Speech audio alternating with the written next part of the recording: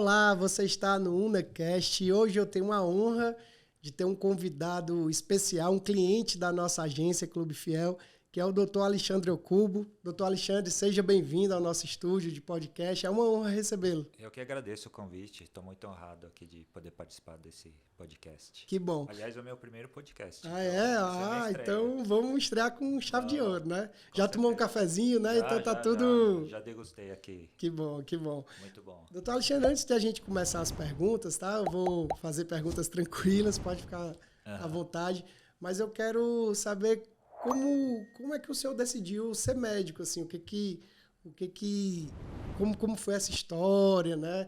Pode contar um pouco pra gente? Assim, teve alguns fatores que me influenciaram nessa decisão. Pelo que eu me lembro, assim, eu só tenho um tio médico na família, né? Então, com certeza, ele deve ter me influenciado, porque ele me levava para sair. Eu lembro, ele morou uma época na minha casa quando eu era criança, então eu lembro ele de branco. Acho que isso daí deve ter me marcado um pouco. E uma outra influência foi a minha tia do lado do meu pai, que ela sempre falou que o meu avô ele tinha um sonho de ter um médico na família. Uau. Então, acho que na minha infância esses dois fatores me marcaram. Aí mais para frente, quando eu estava no ensino médio, eu entrei na turma de biológicas. Sim. E praticamente todos os meus amigos prestaram medicina. Então, esse terceiro fator também me influenciou bastante. Seu avô chegou a ver? Chegou a... Não, né? Infelizmente ele faleceu não. antes, mas a minha tia sempre me falava, nossa, se Legal. o seu avô estivesse vivo, ele ia estar muito feliz e orgulhoso. Ficou o legado, né, dele. Sim. Incrível. E a dermatologia? Veio depois? A dermatologia foi gradual. Durante a faculdade, né, a gente vai passando pelos estágios. No terceiro ano, a gente teve uma pincelada na dermatologia, né? Legal. Então já começou uma introdução desde o terceiro ano. Só que no quinto ano, a gente passa mesmo no departamento de dermatologia, atendendo os pacientes. E nessa ocasião eu percebi que a dermatologia é uma área muito ampla, né? Uhum. Então você consegue tanto atender a parte de doenças, tem a parte de cirurgia, né? Então pequenas cirurgias também é uma área interessante. A área estética cresceu muito também, né? Então, e bem nessa época que a gente estava passando o estágio, era bem o início da parte de estética, cosmetria. Então eu já pude perceber que era uma área em evolução que no futuro ia ser muito promissora. Incrível, incrível. E agora a gente vai começar a falar sobre as patologias, né, as causas ali, falar um pouco dos seus serviços também, que eu, embora já conheça, mas a ideia é a gente apresentar aí para as pessoas que estão nos assistindo. E aí a gente vai falar sobre queda de cabelo, né? Inclusive, eu estou passando por esse momento agora, Sim, né? Assim, acho que chega uma determinada idade, né? É uma queixa muito frequente. E aí, quais são as principais causas da queda de cabelo? Tem alguma diferença entre homem e mulher, doutor Alexandre? Não, antes de falar das causas, é importante falar o seguinte, por exemplo, para uma pessoa é normal perder cerca de 50, 100 fios por dia. Uau. Isso é normal. Depende da fase que ela está passando, entendeu? A gente precisa começar a ficar um pouquinho mais preocupado se essa queda é além de 100 fios, se a pessoa começa a perceber áreas mais rarefeitas, né, do couro cabeludo, principalmente agora que está na moda de fazer selfie. Aí, dependendo da luz que bate, você percebe, né, que o cabelo vai afinando. Sim. Né? Então, isso também é um outro fator de atenção. Áreas que ficam falhadas no couro cabeludo e que não está repondo. Então, isso daí também é um outro sinal de atenção. Né? Quando você começar a notar essas alterações, seria interessante procurar um dermatologista para avaliar, né? Se é uma coisa normal ou se é necessário pedir exames, né, para investigar melhor. Tá? Existe alguma diferença no homem e mulher? Assim, as causas são na verdade, são assim, iguais? as mulheres têm muito mais frequência de queixa de queda de cabelo. Talvez certo. pelo fato de ser com o cabelo mais comprido, afetar muito a autoestima delas, né? Elas têm muito mais queixas, tá? Mas assim, de modo geral, várias coisas podem provocar queda de cabelo. Então, desde doenças do couro cabeludo, né? Certo. Principalmente dermatite, doenças autoimunes como psoríase, alopecia areata, provocam queda de cabelo. Tem um fator genético também que é muito importante, né? Então, aquela calvície mesmo, que pode dar tanto em homem e mulher, só que é mais frequente em homem. Nesse aspecto é o inverso, né? É mais frequente em homem. Então, tem que ser analisado, né? E outras coisas que a gente não leva muito em consideração, até medicamentos podem provocar queda de Emocional cabelo. também, será? Ah, sim. Emocional, dependendo da duração, né? Da crise de estresse. Sim. Se é um estresse muito prolongado, muito crônico, também pode provocar queda de cabelo. Entendo. E muita gente fala sobre o Covid, né? As sequelas que o Covid tem deixado aí para a humanidade. Isso influencia também na queda de cabelo, Sim, Covid? sim. Nesses 2 anos aí de pandemia, eu pude atender muitos pacientes, né? E a principal queixa, mais além do que lesões na pele, foi queixa de queda de cabelo. Interessante. Né?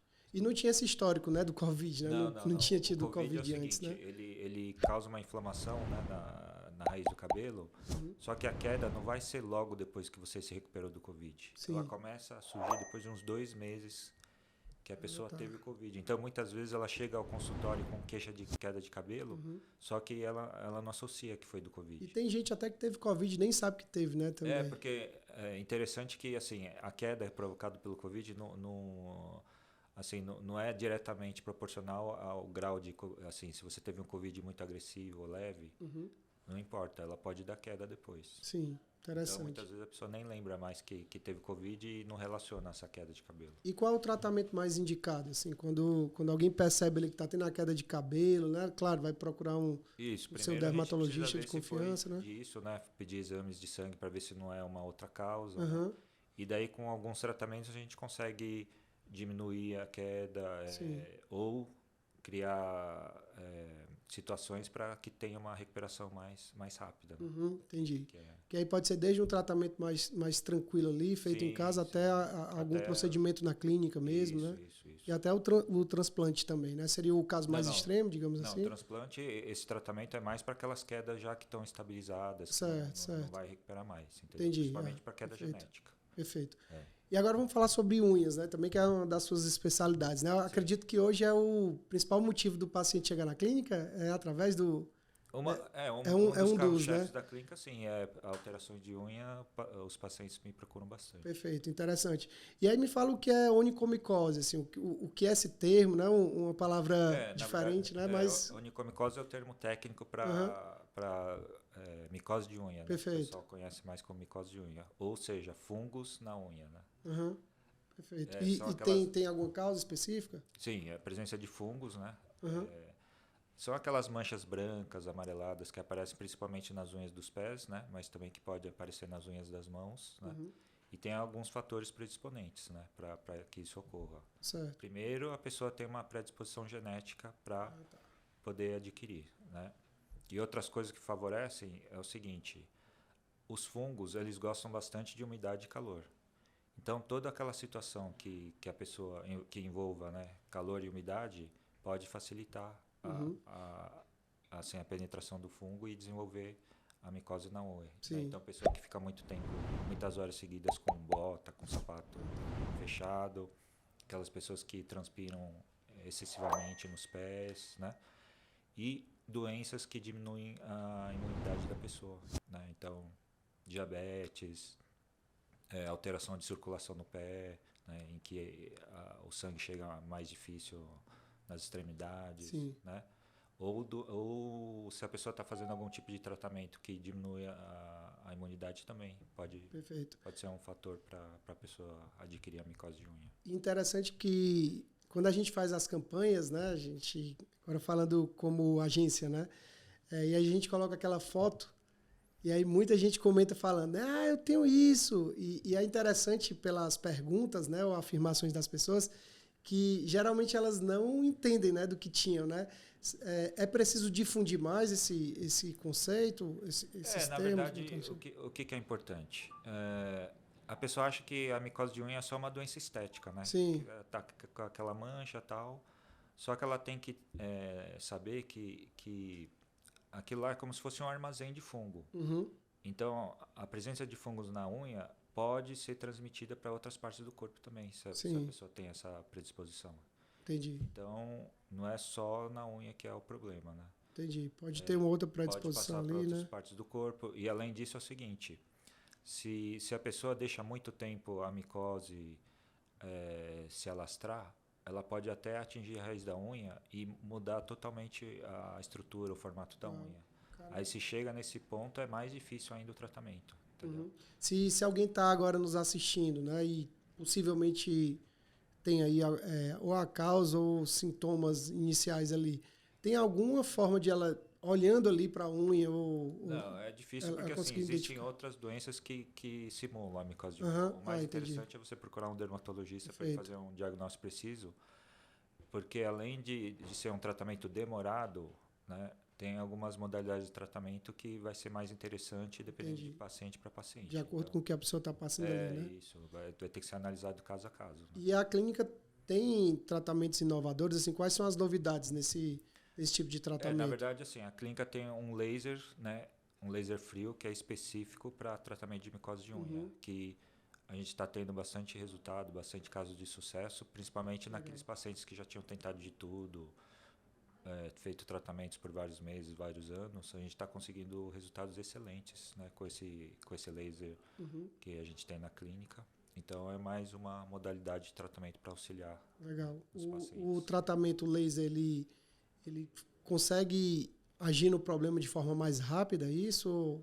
Na verdade, assim, ele é muito indicado para as pessoas que assim, já tentaram de tudo, né, não tiveram sucesso, para as pessoas que não podem fazer o uso de medicamento via oral por algum motivo, né, que está tomando outros medicamentos que não podem misturar com remédio para micose, ou até mesmo associação de tratamentos. Então, às vezes, a pessoa já fez os tratamentos separados, mas associando com os tratamentos que já são conhecidos, mais o laser, a gente consegue um resultado melhor do que se fizesse separado. Então, interessante.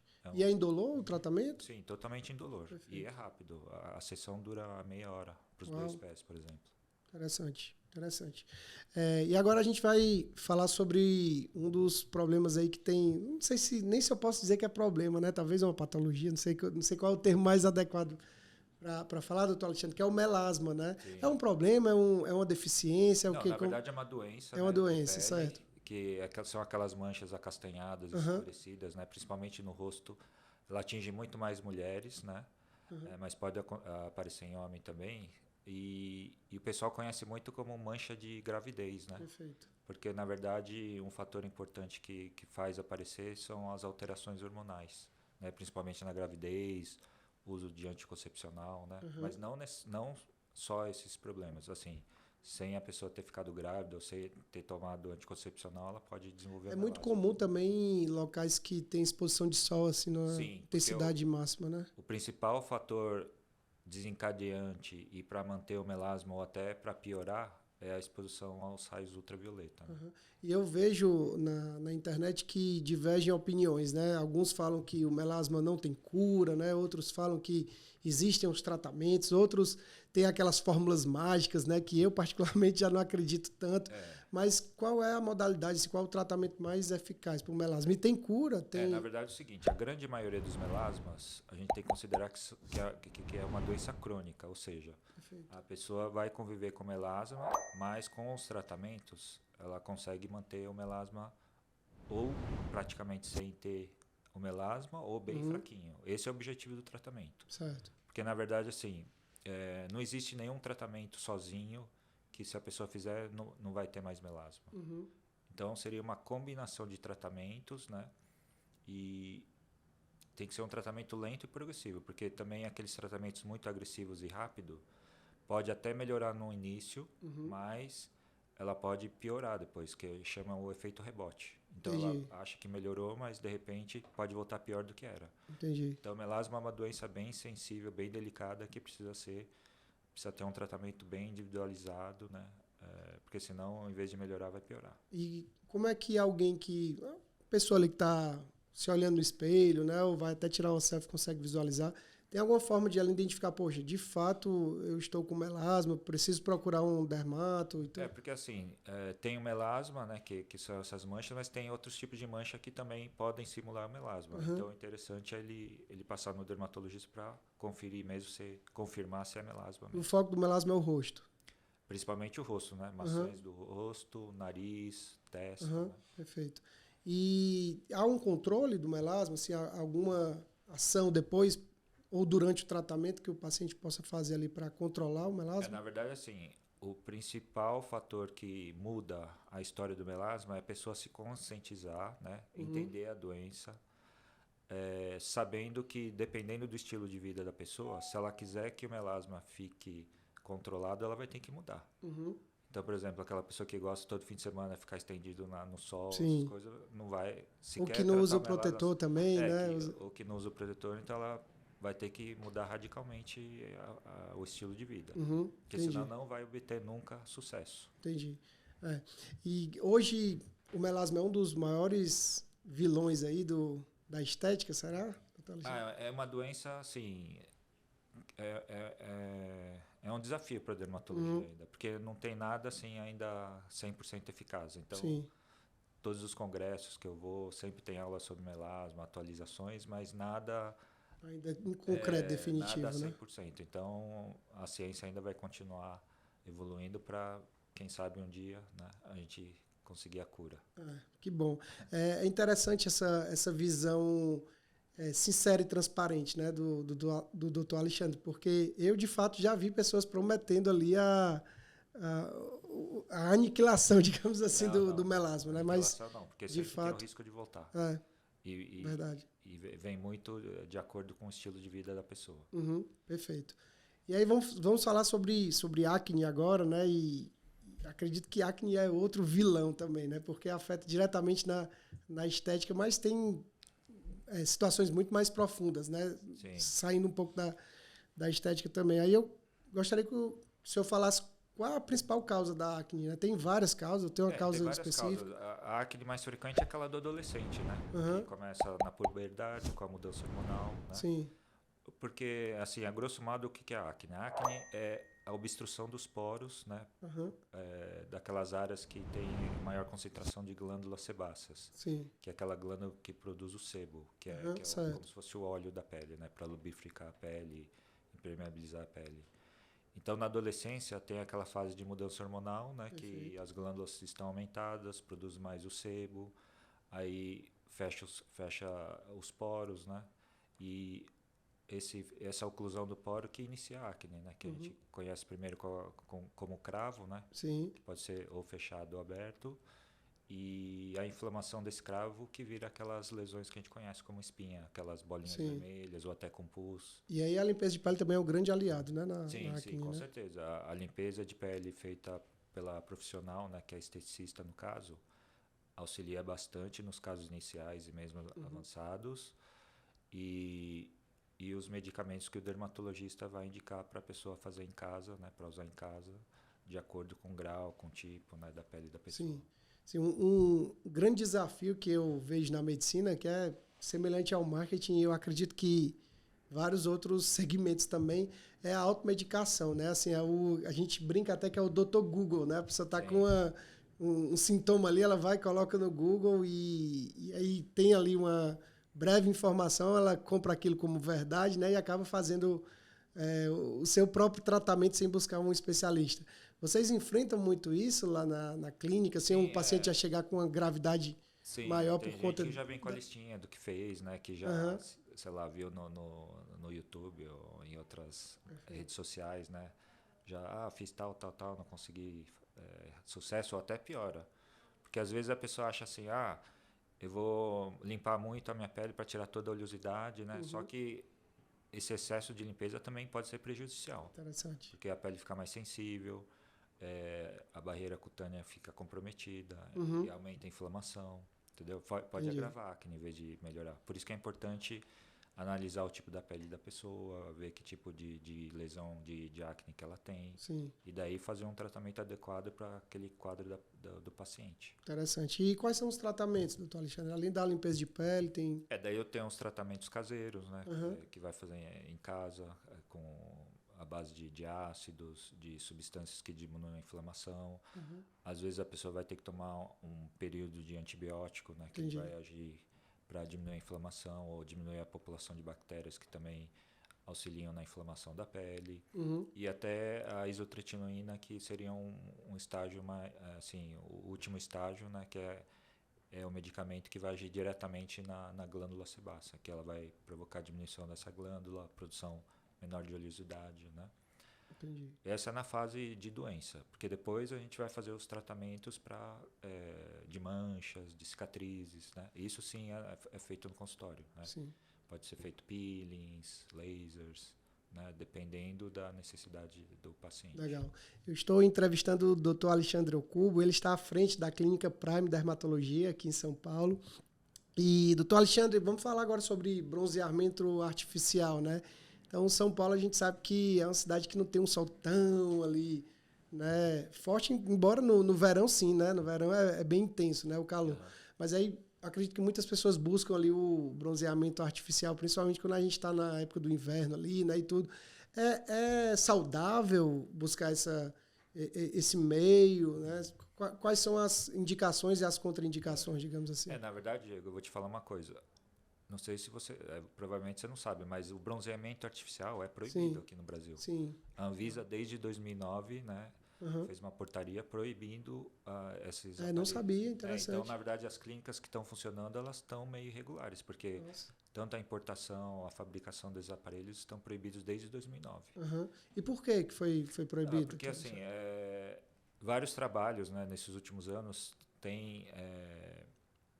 trabalhos científicos têm notado que naqueles países que o bronzeamento é permitido, teve um aumento de incidência de câncer de pele. Né? Nossa. Então, principalmente a partir de um certo número de sessões que a pessoa faça, ela aumenta significativamente a chance de ter câncer de pele. Uhum.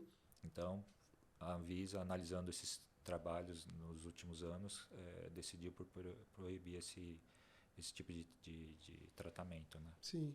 Quando você foge ali do natural e você vai para algo artificial, né? Você acaba expondo o seu corpo, né? Sua pele, né? Porque na verdade, assim, quando você faz a exposição solar assim naturalmente, você tem aquele termômetro de saber quando você já exagerou o sol, que é aquela queimadura solar, né?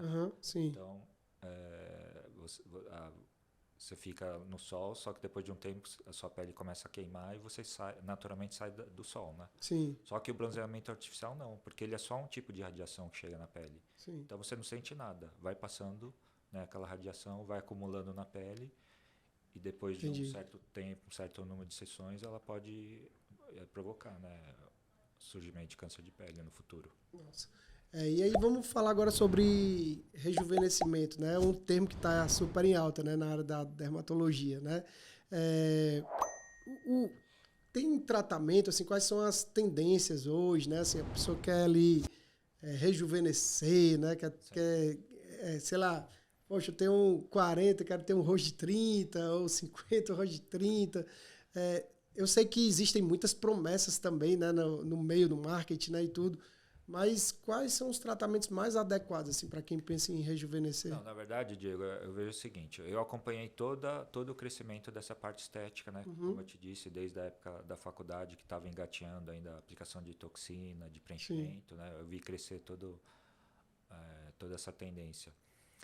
Eu vejo agora essa parte de estética facial, de rejuvenescimento, a tendência para o futuro eu acho que seria uma coisa mais natural. Certo. Porque no início a gente fazia os procedimentos e dava aquela aparência um pouco artificial, né? Sim, tem até uns memes, né, na internet, né? Muitos memes falando. Então eu acredito assim, a tendência daqui para o futuro seria um rejuvenescimento mais natural possível. Perfeito. Você levando em conta as características da feição da pessoa, né? Diminuindo aqueles sinais que talvez sejam um pouco assim mais exagerados, mas sem tirar a naturalidade, né, da pessoa, para não a pessoa ver que ela está bem, mas sem parecer falso. Né? É aquela impressão que você olha para a pessoa, fica tentando identificar ali ela tá o que ela com fez, o rosto mas bem, com a aparência descansada, entendeu? Mas não com aquela aparência assustada ou inchado, entendeu? Perfeito. Que a gente vê, ela com certeza fez alguma coisa, né? A gente percebe também um aumento de profissionais fazendo esse tipo de procedimento, né? E às vezes nem não tendo uma qualificação ali tão adequada, né? Porque daí acaba assim, você percebe, né? Fica todo mundo meio com a cara igual, né? Sim. Sei lá, parece que saiu de uma forma ali, né? De um modelo de produção, né? Igual. Aquele formato de rosto, aquele formato de lábio, o jeito do lábio, o jeito da sobrancelha, entendeu? Entendi. Eu acho que essa parte de rejuvenescimento tem que ser uma coisa bem individualizada, né? Você escutando o paciente, quais os objetivos, o que incomoda ele, e de acordo com essa conversa, a gente vai chegando nos melhores procedimentos para aquela queixa e assim tendo o resultado que ela deseja. Interessante. A gente está concluindo, doutor Alexandre, e eu quero fazer aqui uma última pergunta relacionada à clínica, né? Eu sou paciente da clínica e quando a gente chega lá, realmente a gente sente ali um atendimento diferenciado, né? Tem uma energia diferente ali na clínica, né? Você se sente bem, se sente em casa. Eu lembrei do mote, né? Do slogan que vocês usam, que é a sua autoestima é o nosso Ikigai, né? Então, me explica um pouco o conceito da clínica, assim, a importância de gerar essa experiência, né? Esse cuidado. Na verdade, assim, o que a gente leva em conta lá no atendimento da Prime é o seguinte, o paciente é um ser humano, né? Perfeito. Não é só uma doença ou uma queixa, né? Então, primeiro a gente tem que conhecer o paciente, ver o que ela está procurando, quais os anseios, quais as frustrações. E muitas vezes essa parte é mais importante do que mesmo fazer o tratamento. É você identificar o que ela veio procurar na clínica. Sim. E acolher o paciente, né? Isso é o que eu acho muito importante. Essa parte de acolher, acompanhar a evolução do paciente, né? Se ela está tendo uma satisfação boa, se está correspondendo às expectativas. Eu acho que isso é muito mais do que o próprio tratamento em si, né? Perfeito. Eu acho que é acompanhar o paciente como um todo. Eu creio que para um tratamento ele ser eficiente, a pessoa precisa estar bem emocionalmente também, né? Sim, com certeza. Ela precisa confiar, né, nos profissionais que vão cuidar dela, né? Ela precisa também dar o primeiro passo, né? Tem a parte da pessoa também, né? Não é só o tratamento em si, né? A pessoa ela tem que manter um hábito ali, né? De cuidados, né? Sim. Então ela tá bem emocionalmente, se sentir em casa, se sentir cuidado faz toda a diferença, né? Na verdade, assim, ela tem que estar no global bem, né? Perfeito. Então, tanto a parte emocional, a parte de alimentação, a parte de atividade física, até de sono, influencia, né? Então, Incrível. se ela está bem equilibrada, o tratamento flui naturalmente. Incrível. Então, pessoal, eu estive agora com o Dr. Alexandre Ocubo, uma conversa riquíssima, né, sobre o universo aí da dermatologia. O Dr. Alexandre está à frente da Clínica Prime. Agradeço a sua presença e até a próxima. Muito obrigado, Diego.